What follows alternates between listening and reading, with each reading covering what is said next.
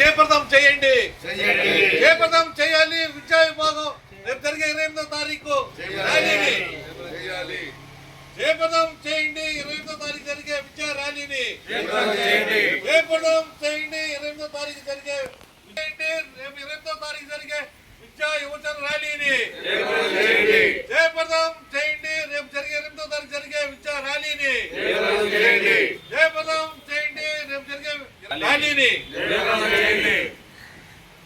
వజ్జలాలి జగన్మోహన్ రెడ్డి గారి నాయకత్వం, వజ్జలాలి జగన్మోహన్ రెడ్డి గారి నాయకత్వం, వజ్జలాలి జగన్మోహన్ రెడ్డి గారి నాయకత్వం.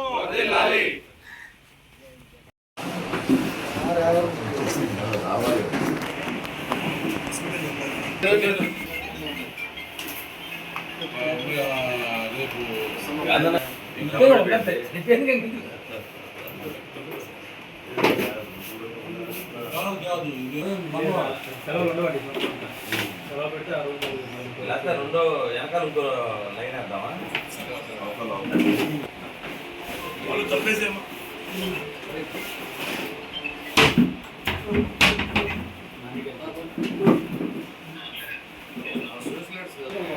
నా వెనకాల తలిపి కిటికీ గడిపెట్టాను అన్న.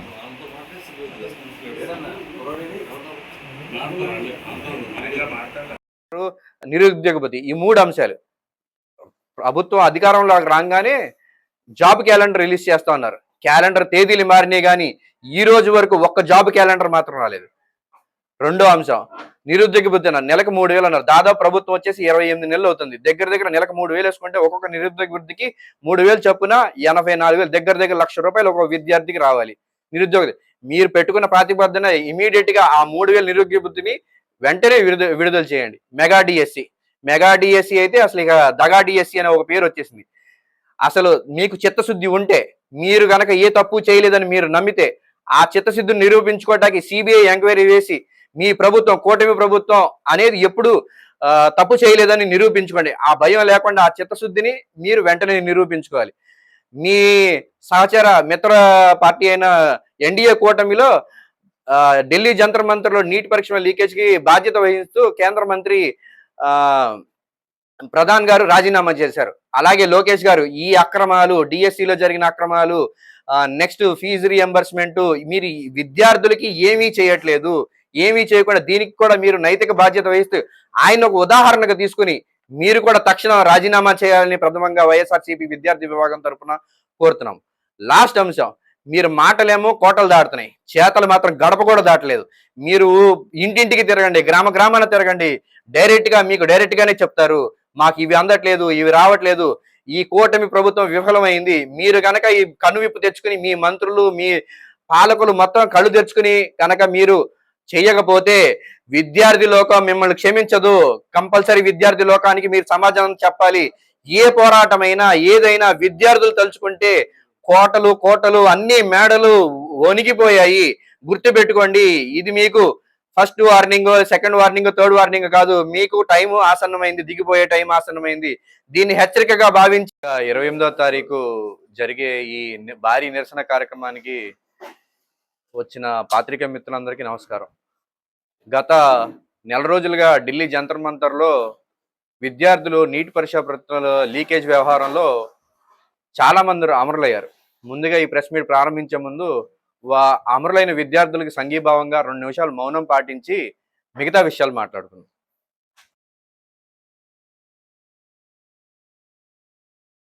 దేశానికే కానీ యావత్ ప్రపంచానికే కానీ యువత విద్యార్థులు అనేవాళ్ళు ఏ రంగానికైనా ఏ వ్యవస్థకైనా నిలబడాలంటే వాళ్ళు వెన్నుముక. నేటి బాలలే రేపటి పౌరులని పెద్దవాళ్ళు ఎప్పుడో చెప్పారు. కానీ ఈ రోజున్న పరిస్థితుల్లో మొన్నటికి మొన్న జంతర్ మంతర్ దగ్గర నుంచి మొదలు పెట్టుకుంటే ఏ ఉద్యమం చూసినా, తెలంగాణ ఉద్యమం చూసినా, జయాంధ్ర ఉద్యమం చూసినా, ఏ ఉద్యమం చూసినా విద్యార్థులే ముందు ఉంటారు. వాళ్ళకి నిష్పక్షపాతంగా ఏ సెల్ఫిష్ ఎజెండా లేకుండా పనిచేస్తారు. ఎవరు సాధించినా ఈ ఘనత తెలంగాణ రాష్ట్రం సాధించినా, నిన్న ధర్మేంద్ర ప్రధాన్ గారు రాజీనామా చేసిన ఆ విద్యార్థుల ఒక గొప్పతనమే ఇది. మన రాష్ట్రం గురించి మొదలు పెడదాం. డిఎస్సి అక్రమాలు, ఫీజు రియంబర్స్మెంట్, స్కూల్ స్టార్ట్ అయ్యి దగ్గర 1.5 నెలలు కావస్తుంది. ఈ రోజు వరకు యూనిఫాములు లేవు, బెల్టులు లేవు, విద్యా దీవెన లేదు, నెక్స్ట్ పేరు మార్చారు. ఏది తల్లికి వందనం అని పేరు మార్చారు. అమ్మఒడిని తల్లికి వందనం అని మార్చారు. కొన్ని పేరు మార్చారు, దాన్ని సక్రమంగా చేస్తున్నారంటే first point fees reimbursement. Fees reimbursement అనే మహోన్నత ఉద్యమాన్ని ఒక యజ్ఞం లాగా రాజశేఖర రెడ్డి గారు స్టార్ట్ చేశారు. ఎంతో మంది ఇప్పుడు మీరు చెప్తున్న ఐటీ ఉద్యోగులు కానీ ఎవరైనా కానీ ఈ రాష్ట్రంలో ఇంతమంది వచ్చారు అంటే, ఇన్ని ఇంజనీరింగ్ కాలేజీలు పెట్టగలిగారంటే కేవలం ఆ రోజు రాజశేఖర రెడ్డి గారు ఫీజు రీఎంబర్స్మెంట్ పూనుకోవడం వల్లే. ఆ ఫీజు రీఎంబర్స్మెంట్ పూనుకోవడం వల్ల 100 మంది ఉండే ఇంజనీర్లు ఈ రోజు 1000 మంది అయ్యి మీకు అందుబాటులో వచ్చారు. దానికి అల్ల రాస్తారా? ఈ ఫీజు రీఎంబర్స్మెంట్ జరగకపోవడం, గత 2.5 సంవత్సరాలుగా మీరు ఇవ్వకపోవడం వల్ల ఎప్పుడో 2024లో గ్రాడ్యుయేట్ అయిన విద్యార్థి ఈ రోజు వరకు సర్టిఫికేట్ లేక కాలేజ్ చుట్టూ తిరుగుతుంటే 2.5 సంవత్సరాల తర్వాత ఉద్యోగం వస్తే ఎలా సంపాదించుకుంటాడు? కాలేజీకి మీరు ఫీజు రీఎంబర్స్మెంట్ చెల్లింపులు జరగకపోతే అతనికి సర్టిఫికేట్లు ఇవ్వరు. ప్రస్తుతం చదువుతున్న విద్యార్థులను ఆ ఫీజు కట్టమని యాజమాన్యం ఒత్తిడి చేస్తాయి. ఈ ఒత్తిళ్ల మధ్య విద్యార్థి ఎలా చదువుతాడు? తన ప్రతిభ ఈ ఒత్తిడినే తట్టుకుంటాడా? బాహ్య ప్రపంచాన్ని పోటీనే తట్టుకుంటాడా? రేపు భవిష్యత్తులో ఏం అవ్వాలి అని ఓ ప్లానింగ్ గీసుకుంటాడా? మీకు చిత్తశుద్ధి ఉంటే మీరు విద్యార్థుల పక్షాన యోజన విభాగం పక్షాన నిలబడతామని మీ చిత్తశుద్ధిని నిరూపించుకోవాల్సిన సమయం ఆసన్నమైంది. మీరు కంపల్సరీగా ఈ ఫీ రీఎంబర్స్మెంట్ బకాయిలు చెల్లించాలి. రెండవది వచ్చి అమ్మఒడిని తల్లికి వందనం చేశారు. ఒకరికేమో 3000 వేస్తారు, ఒకరికేమో 5000 వేస్తారు. అసలు మీరు పెట్టుకున్న ఒక ప్రిన్సిపల్ ఏమైతే ఉందో దాన్ని కరెక్ట్గా ఫాలో అవుతున్నారా? పోనీ మేము పెట్టుకున్న ప్రిన్సిపల్ ఇది అని ఒక శ్వేతపత్రం విలువ చేయండి. ఒకరికి 3000 వేస్తారు, ఒకరికి 5000 వేస్తారు. కొంతమందికి ఏమో కాలేజీలకు డైరెక్ట్ డిపాజిట్ చేస్తారు, కొంతమందికి ఏమో వాళ్ళ తల్లిదండ్రులకి వేస్తారు. యాజమాన్యాలు ఏం చేస్తాయి? మీరు 15,000 20,000 మీరు ఒక అమౌంట్ ఫిక్స్ చేశారు. అది తల్లిదండ్రుల ఖాతాకి వేస్తారా, యాజమాన్యం ఖాతాకి వేస్తారా? వేయండి. పోనీ వేసారు 15,000 ఫిక్స్ చేసినప్పుడు కొంతమందికి ఎందుకు 5,000 పడినాయి? ఆ 5,000 వాళ్ళ అకౌంట్లోకి వేస్తే ఆ యాజమాన్యం మిగతా ఫీజు కట్టండి అని చెప్పి వాళ్ళ పిల్లల్ని వేధిస్తారు. ఎగ్జాములు రాయనివ్వరు, హాల్ టికెట్లు ఇవ్వరు. ఈ బాధ అంతా తల్లిదండ్రులు రోజువారీ కూలీ వేతనాలు చేసుకునేది, ఒక పక్కన పనులు దొరకట్లేదు. మూడా చైర్మన్ గారు, ముఖ్య విషయం ఏంటంటే రేపు 28వ తారీఖున రాష్ట్రంలో విద్యార్థుల యొక్క సమస్యల మీద, మళ్ళీ అనేక సమస్యల మీద మన రాష్ట్ర మాజీ ముఖ్యమంత్రి మన జగన్మోహన్ రెడ్డి గారు పిలుపు మేరకు రేపు 28వ తారీఖున పార్టీలో ఉన్నటువంటి కార్యకర్తలందరూ కూడా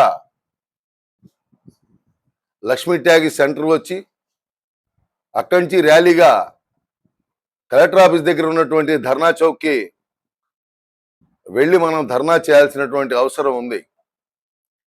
ఇవాళ ప్రభుత్వం మళ్ళా విద్యార్థుల పట్ల ఇవ్వాల్సినటువంటి ఒక ఫీజు రింబర్స్మెంట్ ఇవ్వలేదు. 2.5 సంవత్సరాలు అధికారంలో వచ్చి అయినా కూడా ఫీజు రింబర్స్మెంట్ అనేది ఇప్పటి వరకు ఇవ్వలేదు.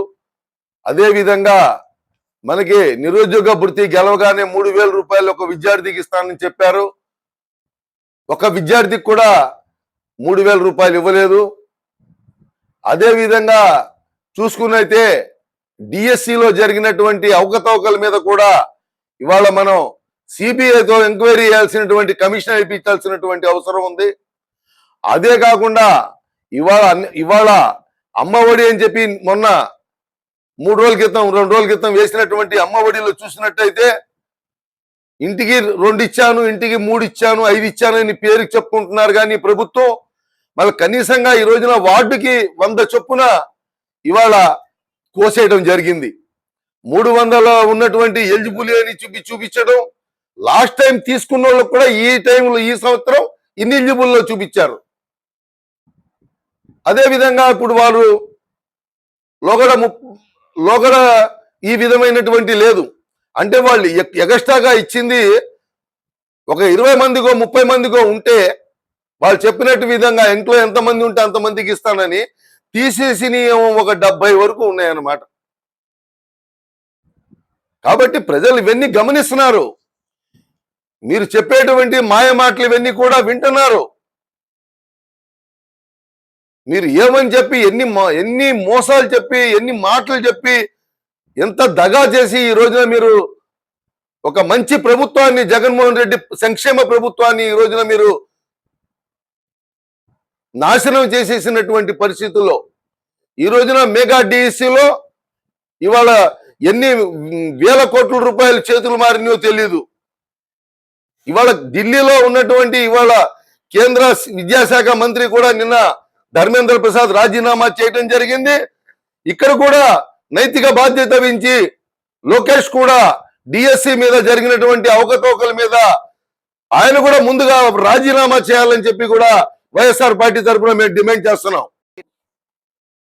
మెగా డిఎస్సి పేరుతో ఓ రంగం చెప్పాలంటే పెద్ద జోదం ఆడింది. అంటే ఎందుకు జోదం ఆడిందంటే రాష్ట్ర వ్యాప్తంగా 65,000 ఉద్యోగాలు ఖాళీ ఉంటే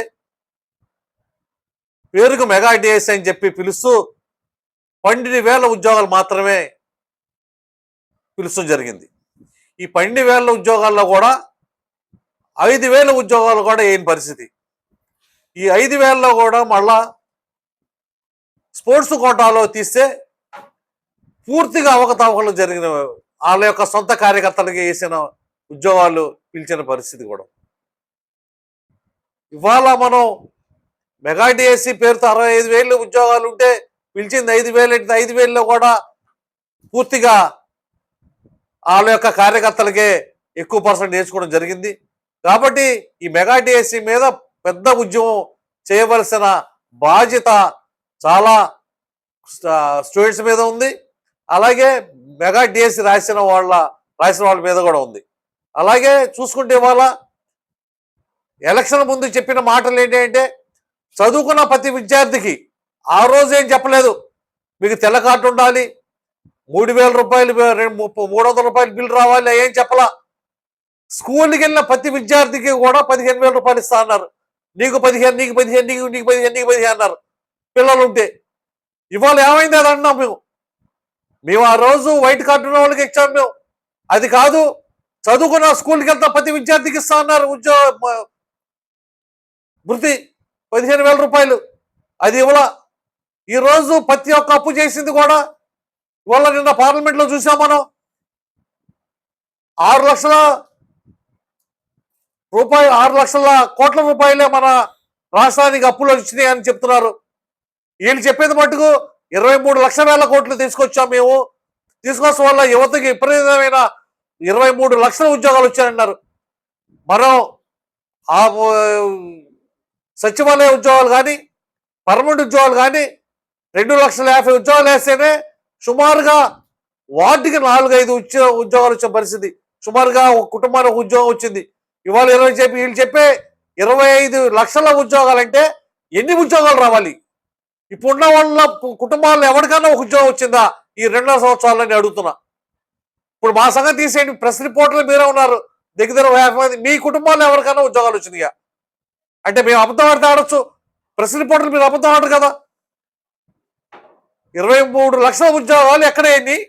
వీళ్ళు చెప్పే 6 లక్షల కోట్లు అయితే వీళ్ళు చెప్పేది 23 లక్షల కోట్ల రూపాయలు వచ్చినాయంటే ఈ 19 లక్షల కోట్ల రూపాయలు ఏమైనాయి? ఎవరి జేబులోకి వెళ్ళి అని మేము అడుగుతున్నాం వైఎస్ఆర్ పార్టీ తరఫున.